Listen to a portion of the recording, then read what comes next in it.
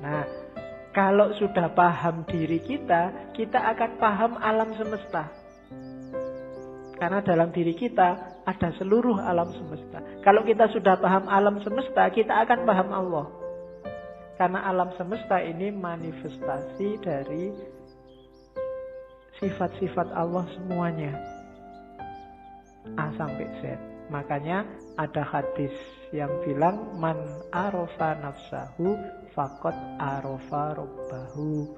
Barang siapa kenal dirinya, dia akan kenal Tuhannya.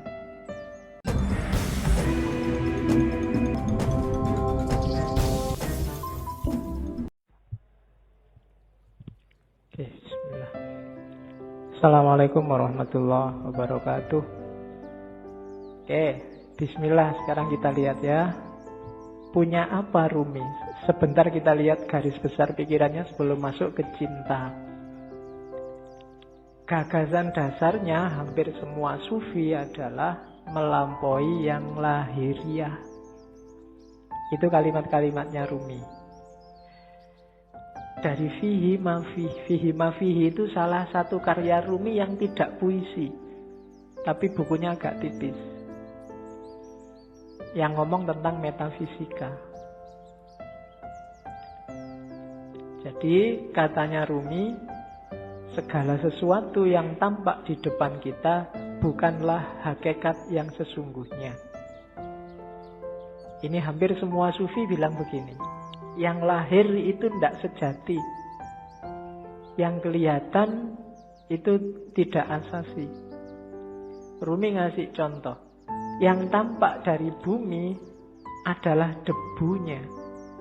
Namun di balik debu itu adalah sifat-sifat Tuhan yang mengejawantah. Dimensi dalamnya adalah emas permata, sementara dimensi luarnya adalah sebongkah batu. Jadi ini penekanan sangat serius dari para sufi. Kita jangan ketipu oleh lahiriah. Karena yang lebih punya nilai itu adalah yang dibalik lahir. Ya kalau manusia berarti ruhaniyahnya lebih penting. Kalau itu sesuatu berarti esensinya, bukan eksistensinya. Yang ruhaniyah bisa menipu. Bumi itu kelihatannya cuma debu, tapi kalau kamu masuk ke dalam, banyak hal berharga di situ. Ada emas, ada minyak. Banyak juga hal tidak berharga. Lebih kotor dari rebu, mungkin kotoran. Tapi dia tidak kelihatan, ada di balik yang fisik. Maka jangan ketipu yang fisik. Sehingga katanya Rumi, jangan terikat oleh bentuk, keluarlah dan gapailah makna. Kacamata ini ya kacamata lahirnya. Cuma kan lahirnya tidak penting. Yang lebih penting apa? Maknanya. Alat untuk baca. Kalau cuma lahirnya ya cuma kaca sama plastik sama itu. Dia jadi bermakna karena apa? Ada sesuatu yang dikandung di balik yang fisik apa? Dia bisa dipakai untuk baca. Itulah makna. Atau mungkin pas kamu gatel terus dipakai untuk garuk-garuk. Ini kan makna namanya. Kelihatannya tidak penting, tapi dia maknanya apa itu lebih penting. Teh ini misalnya. Ini kan minum. Biar kamu hausnya hilang. Menghilangkan haus itu makna dibalik barang yang warnanya coklat ini. Itu lebih penting. Jadi haus yang hilang itu lebih penting daripada teh yang warnanya coklat ini. Jadi bukan tehnya. Kualitas apapun teh misalnya, kok tidak bisa menghilangkan haus ya, kamu tidak nganggap penting, mungkin tidak kamu minum. Bismillah ya, dicoba ya menghilangkan haus benar apa. Oke. Tidak usah dijawab. Kamu nunggu aku ngomong menghilangkan haus apa enggak ya. Ya mesti wae, masuk kamu umur berapa baru paham kalau teh menghilangkan haus. Ya, yang terakhir itu bagus. Hati-hati, jangan tertipu. Banyak hal yang kau anggap sebagai penyebab sebenarnya adalah hijab. Ini penting. Banyak hal lahir, yang lahir ya, karena ini ngomong yang lahir sama yang batin. Yang lahiriah, yang kelihatan, kita nganggapnya ini sebab. Baju membuat kita ganteng. Kemudian amal baik membuat kita masuk surga. Macam-macam yang lahir-lahir ya. Katanya Rumi, hati-hati. Yang kita anggap sebab sering-sering malah jadi hijab. Hijab itu sesuatu yang menghalangi kita, malah menjauhkan kita dari Allah. Banyak hal yang kita anggap, oh gara-gara amalku yang ini loh, sekarang aku jadi tentrem hidupku. Seolah-olah kamu yang bikin hidupmu tentrem dengan kamu beramal.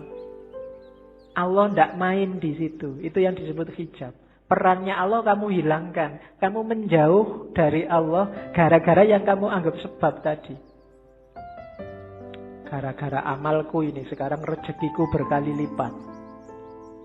Amalmu itu kan sebab. Itu loh. Kamu nganggap dengan kamu beramal terus Allah ngasih kamu. Jadi kayak kamu bisa merentah Allah. Ini hijab kalau bahasanya Rumi. Bikin kamu malah jauh dari Allah. Seolah-olah kamu yang mengatur ceritanya. Padahal bukan.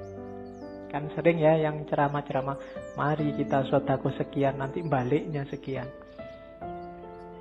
Ya, dompet, mana dompet? Kan mesti gitu. Sering-sering. Nah, enggak.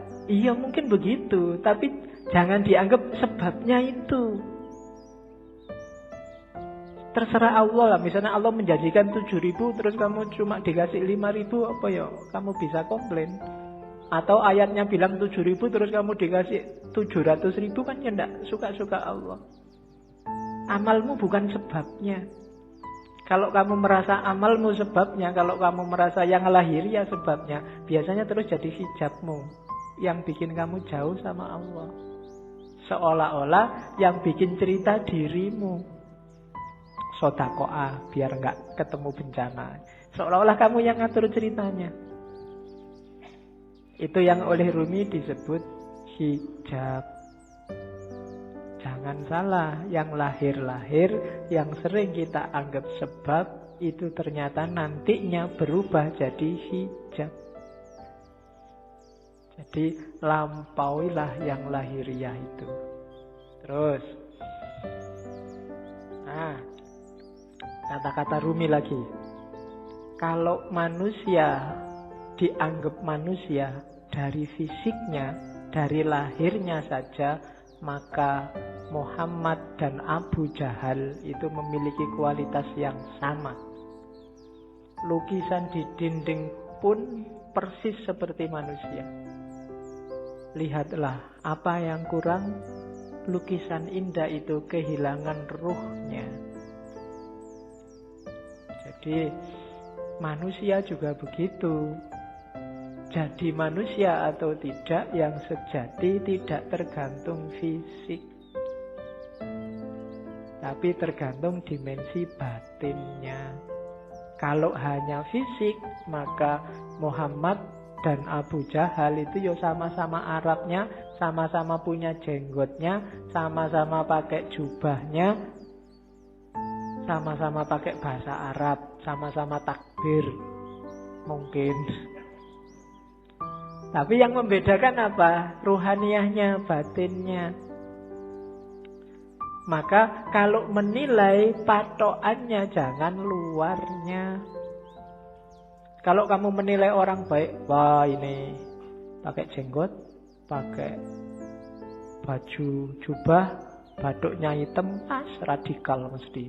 Nah, itu namanya kamu hanya dari lahirnya. Oh, pakai kopiah, pakai sarung santri, bid'ah mesti kelakuannya. itu cuma dari lahirnya. Apa yo ngerti? Cuma dari lahir, kan begitu. Kalau hanya kamu lihat lahirnya, mungkin yo bintang-bintang film itu yo harusnya sangat berkualitas. Superhero atau main jadi wali, kan ada itu jadi kiai itu kalau cuma lahirnya loh ya. Oke, jadi ndak lampaui yang lahir, jangan ketipu oleh yang lahiriah. Banyak orang tertipu di situ. Jadi katanya Rumi, duhai saudara, engkau adalah apa yang kau rasakan dalam pikiranmu. Selain itu hanya tulang dan daging. Kalau kau anggap dirimu bunga, maka engkau adalah taman bunga. Kalau kau anggap dirimu semak berduri, maka engkau hanyalah bahan bakar perapian. Itu maksudnya Rumi, ayo kita garap wilayah batin kita. Kamu nganggap dirimu hari ini apa? Sebagai manusia, jangan berhenti di kulit dan daging. Jangan sibuk mikir, aku sudah ganteng apa belum ya? Hari ini kayak gimana kelakuanku yang fisik-fisik, enggak. Coba dilihat batinnya dulu, dibereskan.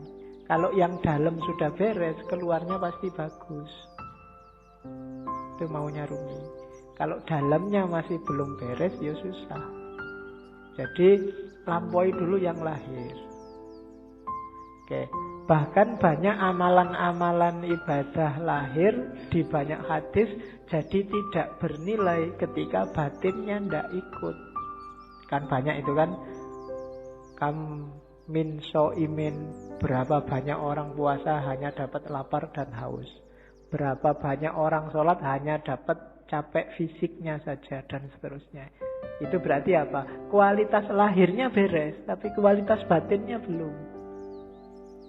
Puasa, tapi tidak ada menahan dirinya. Kan itu yang di hadis itu maksudnya. Ya bener, nggak makan, nggak minum dari pagi sampai maghrib. Tapi aspek menahan dirinya nggak ada. Misalnya sejak pagi sampai maghrib nonton TV terus. Jalan-jalan di mall, matanya masih ke kiri ke kanan. Itu kan tidak ada aspek menahan dirinya, maka dapatnya cuma lapar dan haus. Sholat juga begitu. Sholatnya di sini tapi pikirannya di komputer, pikirannya di HP, ada suara tweet-tweet, ada SMS ini mesti ada. Jadi fisikmu ada di sini tapi pikiranmu di sana. Sholatmu tidak ada ruhnya. Bilang Allahu Akbar tapi otomatis kayak robot. Baca Fatihah tapi Fatihahnya tidak hadir dalam dirimu. Itu persis kayak HP-mu yang bisa ngaji. Tidak ada ruhnya. Ya, mungkin dulu pernah tak ceritainnya. Ada yang tanya pada Kiai, Pak, HP yang bisa ngaji itu kalau dibawa ke WC kira-kira boleh tidak, Pak? Kan itu Quran. Jawabannya susah. Ada Kiai ulama Arab yang jawab boleh. Kenapa? Asal di WC nggak disetel ngajinya. Nggak kamu sambil di WC terus ngaji bismillah, nggak boleh.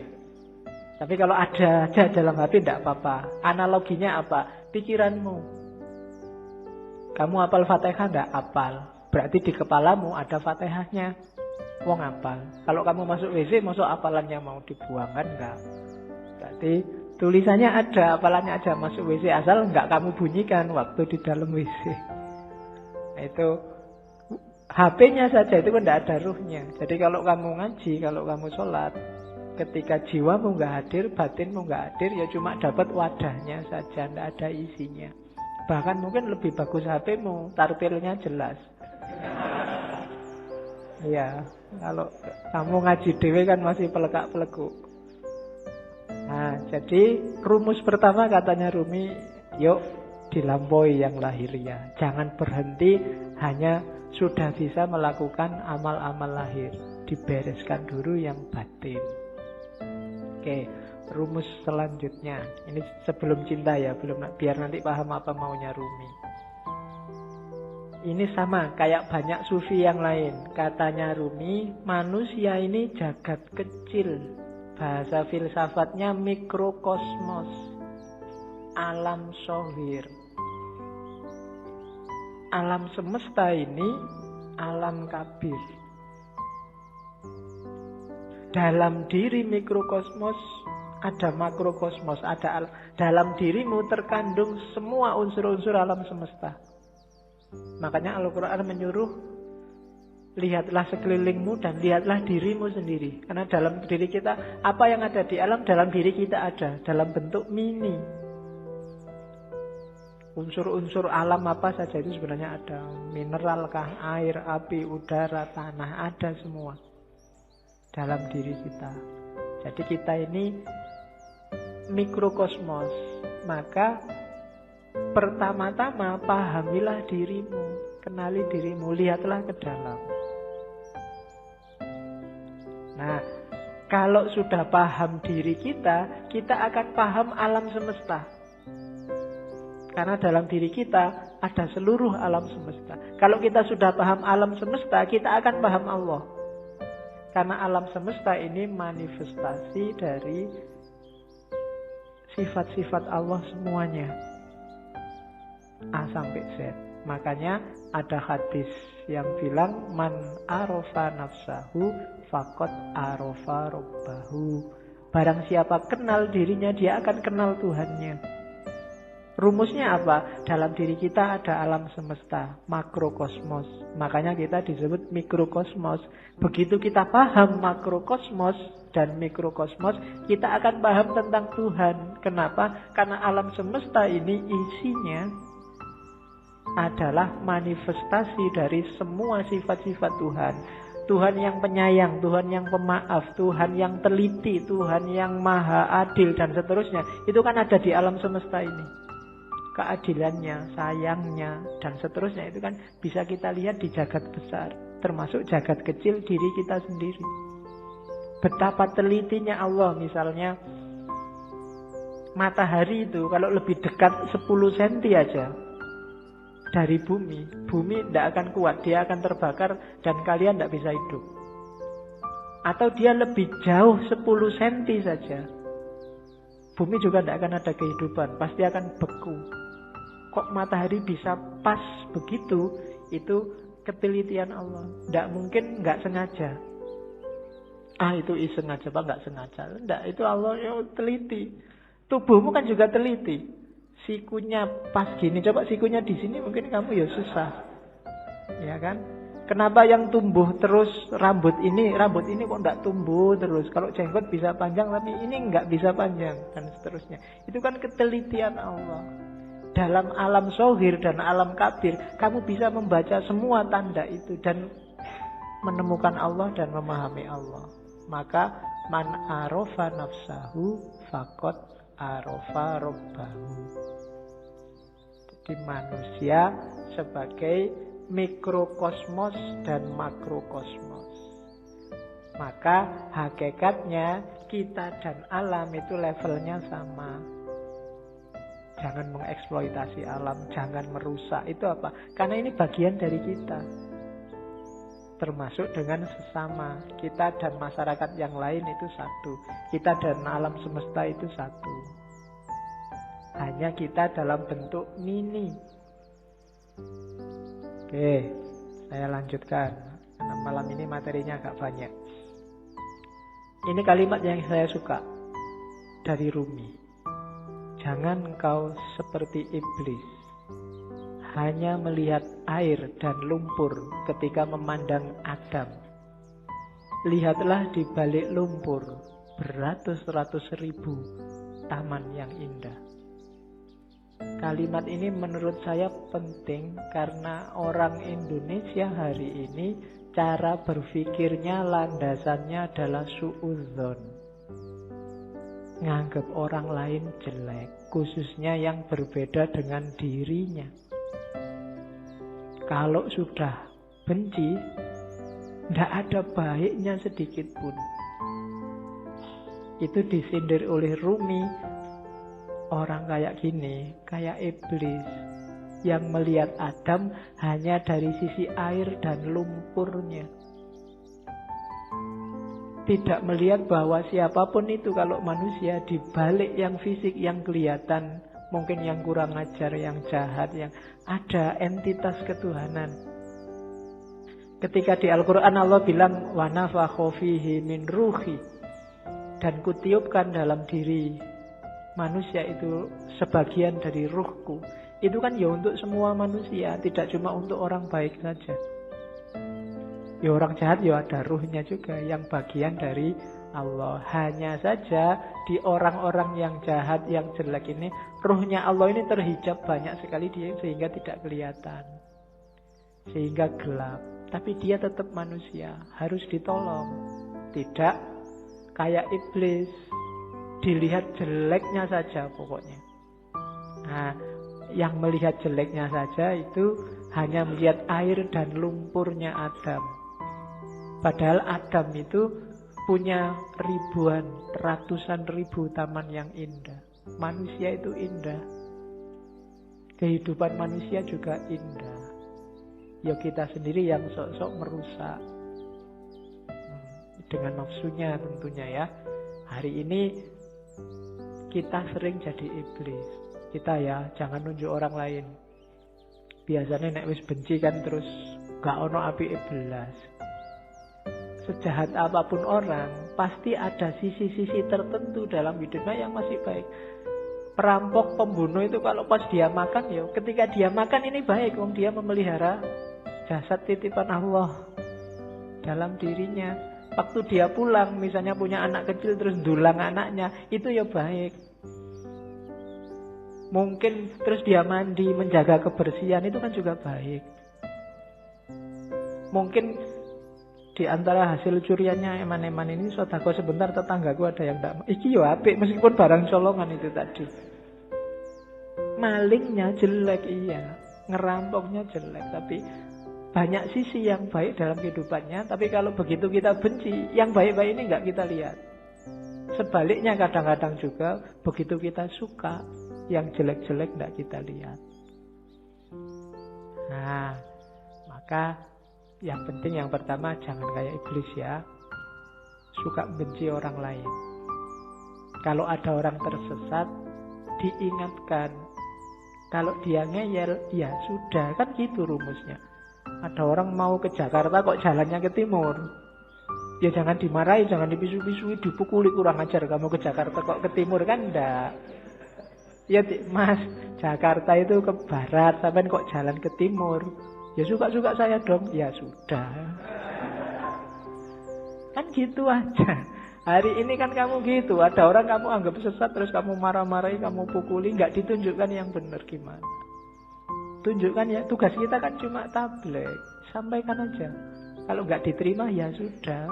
Perkara nanti kamu kesasar mau ke Surabaya kok terus nyampe Banyuwangi. Mau ke Jakarta nyampenya Banyuwangi. Ya dinikmati saja. Urusannya dia. Nah, yang penting kita jangan jadi iblis. Kalau ada orang beda, orang kita anggap sesat, terus kita lihat jeleknya saja. Terus, ini penting juga, akal.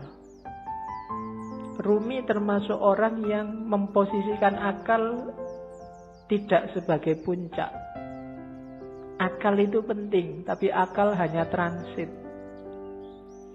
Akal harus dilampaui. Tidak boleh orang berhenti hanya di akal. Di Masnawi itu ada cerita yang mungkin sering dikutip orang. Cerita ahli bahasa dan tukang perahu. Jadi ada ahli bahasa naik perahu sama tukang perahunya. Sambil naik perahu terus ngobrol. Mas, tukang perahu, sampean ngerti nggak kalimat majemuk itu apa? Nggak ngerti pak. Sampean sudah tua kalimat majemuk aja nggak ngerti. Rugi sampean hidup itu. Sampean ngerti nggak kalimat sastra itu kayak gimana? Nggak tahu pak. Apalagi sampean sudah umur tua gini sastra aja nggak ngerti. Buat apa umur sampean dihabiskan? Sampean ngerti nggak? Pokoknya diajak ngobrol gitu, dimarahi terus, dilecehkan terus.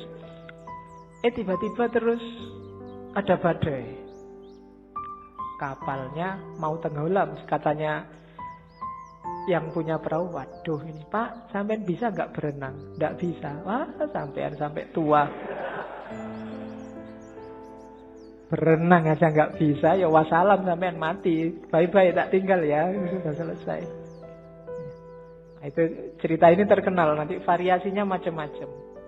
Tapi ini Rumi mau nyindir bahwa ya bolehlah ada orang pinter, tapi sepinter-pinternya orang itu kan sesuai bidangnya.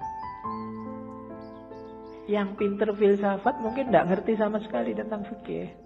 Yang pinter fikih mungkin tidak ngerti tentang kalam. Yang teknik mungkin tidak ngerti tentang kedokteran. Sak jago-jagonya Habibie, kamu tanyain, Pak Habibie, ngerti nggak teorinya Ghazali tentang? Tidak ngerti dia. Dia ilmunya penerbangan. Jadi, tidak. Maka orang pinter yang sombong itu janjane orang bodoh. Sepinter apa sih dia? Ilmunya seluas apa sih? Tidak ada. Orang itu selalu pinternya fakultatif. Sesuai fakultasnya masing-masing. Tidak ada ilmu universal. Makanya tidak ada kuliah di universitas, yang ada di fakultas. Universitas cuma mengkoordinir. Kalau digabung dari banyak fakultas, jadilah universitas. Kan logikanya begitu. Jadi cerita ini sebenarnya Rumi main nyindir, sejago-jagonya akalmu hanya bisa menangkap sesuai pengalamanmu masing-masing. Tidak akan lebih dari itu. Tapi saya ngerti dunia luar angkasa loh Pak. Ya, paling kamu pernah baca buku tentang luar angkasa, kan itu aja. Filsafat saya juga ngerti, matematika juga ngerti. Yang kebetulan kamu ngalami membaca atau ngalami belajar. Yang tidak ya enggak.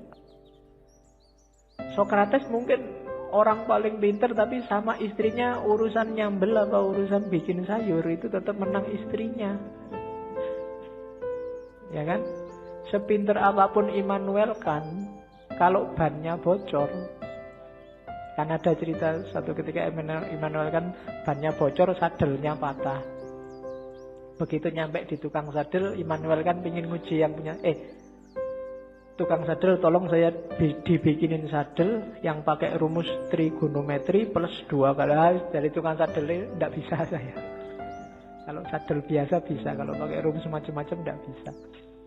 Ya memang beda ilmunya. Jadi yang pertama catatannya akal itu tidak segalanya. Kalau kita hanya bersandar pada akal, maka kita bersandar pada batas pengalaman kita sendiri.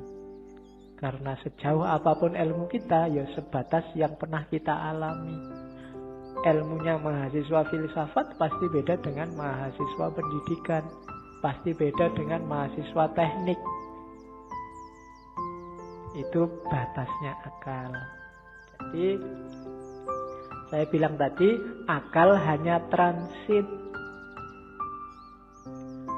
Katanya Rumi, akal, jasmani, lahiriah ini harus sih, cuma dia bukan tujuan. Dia hanya alat transit kita untuk menggapai yang lebih dalam, lebih tinggi, wilayah ilahiyah. Jadi jangan dihentikan akal untuk akal. Atau kalau fisik misalnya harta untuk harta, tidak bisa berhenti di situ. Karena hidup kita ini rumusnya adalah inna lillahi wa inna ilaihi roji'un. Dari Allah dan sekarang sedang berjalan menuju Allah lagi. Maka apapun pengalaman, kalian punya apapun, ngerti ilmu apapun, punya harta apapun, punya kebisaan apapun, harus dalam rangka mendukung berjalan semakin dekat pada ilaihi roji'un. Termasuk akal. Kita dikasih Allah akal, panca indera, itu sebagai sangu untuk ilaihi roji'un.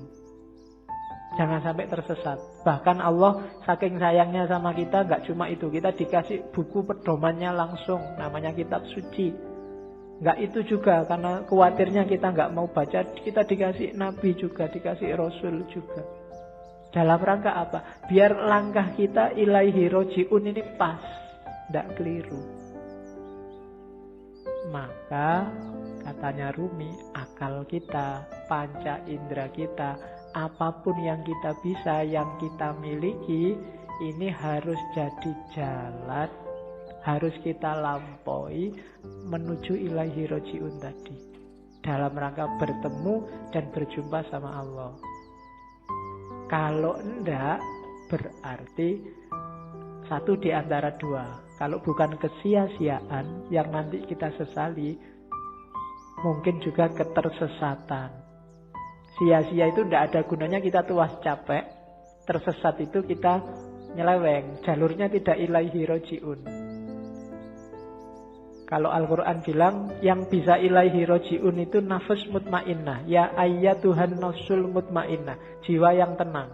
Maka tugas kita di dunia ini bikin nafas kita mutmainnah, biar nanti bisa ilaihi roji'un, bisa kembali dengan mulus, dengan lancar pada Allah. Nah itu akal. Jadi termasuk ngaji ini ya. Ngaji ini tidak boleh bikin semakin jauh dari Allah. Harus bikin paling tidak selangkah kecil lebih dekat sama Allah. Kalau enggak, mending kamu tidak usah ngaji. Kalau ada ya Pak, saya tuh ngaji filsafat terus jadi nggak yakin Allah itu ada apa enggak. Terus kamu tidak usah ngaji lah kalau gitu. Kok waktu ditanyain Allah besok kamu nunjuk aku. Ah itu yang ngajari Pak, nanti gitu aku susah aku. Enggak, pokoknya apapun harus bikin kamu selangkah lebih dekat. Kuliah juga begitu. Kamu kuliah juga, target sementaranya sih untuk penyemangat itu kan ya IP lah, pekerjaan lah. Tapi harusnya kuliahmu bikin kamu semakin dekat sama Allah. Makan juga begitu, tidur juga begitu, pacaran juga.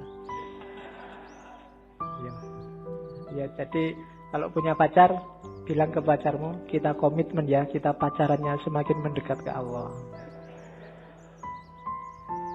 Ya diatur sendiri rumusnya, kamu yang ngerti. Ya, kalau mau pegangan tangan, bismillahirrahmanirrahim. Ya, kalau sudah, alhamdulillah. Oke. Itu maunya Rumi. Jadi apapun fasilitas yang diberikan Allah pada kita sekarang, manfaatkan itu untuk ilaihi roji'un. Hakikat kita ada di situ. Dan semua yang bikin kita semakin jauh dari ilaihi roji'un, hindarilah. Termasuk mungkin yang casingnya, casing itu kan tampakan luarnya, kelihatannya ini sangat agama deh, kelihatannya ini sangat islami deh, tapi kok rasanya bikin kamu semakin gak dekat sama Allah, mending dijauhi. Oke, itu Rumi. Saya ingin ngomong sedikit tentang ini. Tarian berputar Darwis, Whirling Darwis. Di tarian ini ada beberapa kunci ajarannya Rumi. Ya kalian lihat kemarin di masjid juga ada. Itu ada rumusnya. Mungkin kalian lihat ini kan semakin muter semakin cepat, semakin lemah semakin cepat. Ada yang tanya kok enggak pusing ya? Enggak. Ada rumusnya. Kalau pengen enggak pusing, yang pertama, waktu muter, kepalanya jangan ikut muter. Jangan ikut geleng, jangan ikut ngangguk. Yang kedua, jangan merem. Kalau merem, ada kecenderungan lebih pusing. Yang ketiga, jangan lirak-lirik. Pandangan matanya harus lurus. Jadi yang gerak cuma badannya. Posisi tangan itu penting. Tangan kanan menunjuk ke atas, tangan kiri ke bawah. Ini menjemput, menunggu hidayah dari Allah. Kalau sudah dapat, disebarkan ke bawah. Jangan dilek dewe, bahasa Jawa nih. Aja dipek dewe. Kalau dapat ilmu banyak, kalau dapat yang penting-penting, ya disebarkan. Jangan pelit. Jangan nunggu diundang dan dibayar baru mau ngajar. Ya. Wong ilmu kamu nggak beli. Saya selalu bilang ilmu itu bukan karena usaha kita, tapi dikasih Allah. Kalau belajar itu kewajiban kita, tapi dapat ilmu atau tidak itu terserah Allah. Makanya kadang-kadang ada mahasiswa kuliah kok ngantuk. jangan dimarahin. Mungkin memang belum rezekinya dapat ilmu dari dosennya. Jadi ini menjemput hidayah, yang ini menyebarkan. Terus mutarnya berlawanan dengan jarum jam, yaitu ada filosofinya. Kayak tawaf itu kan berlawanan dengan jarum jam juga. Ya mungkin filosofinya, kalau manut jarum jam itu berarti ikut ritmenya dunia, ikut ritme sehari-hari. Tapi yang spiritual itu ritmenya dibalik. Kita geraknya tidak mendatar tapi ke atas. Saya sering ngasih ilustrasi, kalau kamu sudah masang mur itu, kamu muternya kan harus berlawanan dari arah jarum jam, baru murnya lepas ke atas. Tapi begitu kamu searah jarum jam, murnya akan semakin mancep, semakin ke dalam. Maka tarian ini juga muternya berlawanan, biar ada energi vertikalnya, energi ke atasnya. Itu diantara rahasianya. Ada topinya. Topi ini kalau di Rumi, topi yang tinggi itu isyarat dari kuburan, makam, nisan. Maksudnya apa? Kuburan dari ego, kuburan dari nafsu, hasrat duniawi. Itu kan topi yang tidak keren sama sekali. Karena memang simbol dari nisan, simbol dari kuburan. Kamu jalan-jalan di mall pakai itu mesti dilihat banyak orang. Tidak keren. Karena memang simbolnya bukan simbol untuk keren-kerenan. Dia simbol dari ego. Terus baju putih itu ya ego yang sudah kamu kubur dalam dirimu, sekarang kasihlah yang putih, ditutupi oleh cahaya, amal baik, kesucian. Nanti kalau pertunjukan biasanya ada fase ketika yang di tengah pakai jubah hitamnya dibuang. Nah, itu berarti membuang semua yang hitam-hitam, yang jelek-jelek, untuk lahir sendiri jadi putih. Terus nanti ada gerakan kayak orang kedinginan itu. Nah, ini gerakan menyatu. Angka 1, tauhid. Dan seterusnya. Itu wawasan kecil aja. Jadi kamu jangan heran kalau ada jenis tari semacam itu. Itu ada makna spiritualnya. Nari saja tanpa makna ya eman-eman. Yang lihat tari juga harusnya bisa ngambil makna. Kalau dalam sufi, jenis semacam ini namanya sama. Sama itu seni mendengarkan.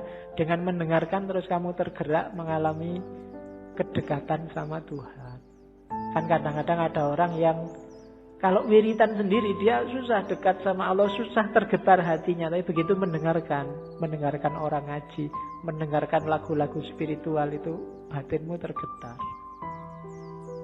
Dengerin lagu religius itu kamu kadang-kadang kan bisa nangis, apalagi pas duit entek.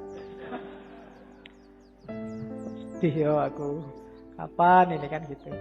Itu. Tapi kalau wiritan sendiri enggak, kan ada yang gitu. Maka teknik mendekat ke Allah itu sufi macam-macam. Kalau di torekotnya Rumi ini pakai tarian sama namanya. Kan ada musiknya nanti kan, dan musik itu yang bikin ekstase lebih cepat. Oke, itu Whirling Darwish namanya. Teori tentang darwish yang berputar. Saya sudah mau masuk ke cinta, cuma puisi ini menarik saya untuk bekal teman-teman. Bagus untuk tidak kemerungsung. Banyak orang hari ini ketika kamu belajar ajarannya sufi, terus waduh berarti harus jadi sufi ini. Terus kamu besok wiritan terus, puasa terus 2 hari, tapi habis itu hari ketiga lagi, kumat lagi, terus lagi. Enggak. Katanya Rumi enggak begitu caranya, pelan-pelan, step by step. Jika engkau belum punya ilmu, hanya prasangka, ya milikilah prasangka yang baik tentang Tuhan. Begitulah caranya, katanya Rumi. Jika engkau hanya mampu merangkak, maka merangkaklah kepadanya. Gak usah nunggu pinter tasawuf, pinter ilmu kalam, pinter fikih baru mendekati Allah. Bisanya apa? Ya dengan itu kamu mendekat ke Allah. Jika engkau belum mampu berdoa dengan khusyuk, tetaplah persembahkan doamu yang kering, munafik, tanpa keyakinan itu. Karena Tuhan dengan rahmatnya akan tetap menerima mata uang palsumu. Tidak apa-apa. Kan banyak kan sekarang doa itu tidak ada rasanya karena kamu sudah hafal. Saking hafalnya kan doa Bismillahirrahmanirrahim. Alhamdulillah. Doa itu kan minta. Minta apa tidak jelas. Itu mungkin malaikat ya bingung. Kamu itu minta apa? Jaluk kok sambil ngeremong. Sambil kadang yang jarinya sambil berdoa sambil jaluk tenan apa ya. Tapi tidak apa-apa katanya Rumi. Persembahkan saja doamu. Gusti Allah itu maha rahmat. Dengan rahmatnya dia tetap menerima mata uang palsu. Ya. Dulu ada yang tanya ke saya, kenapa doanya orang Islam itu tidak terlalu manjur. Lebih manjur doanya orang Cina. Karena orang Islam itu pasif. Kalau doa nunggu, ya Allah kasih dong ya Allah. Kalau orang Cina maksa, ya Allah turunkan. Jadi akhirnya jatuh semua dari atas. Kamu kan nunggu buahnya jatuh. Kalau orang Cina jatuh dari atas. Oke. Jadi tidak apa-apa wis. Berdoa sebisamu. Ya agak palsu-palsu dikit, munafik-munafik dikit. Itu kan kering munafik tanpa keyakinan. Keyakinan itu penting loh dalam berdoa. Karena Allah menjawab doamu itu sejauh keyakinanmu.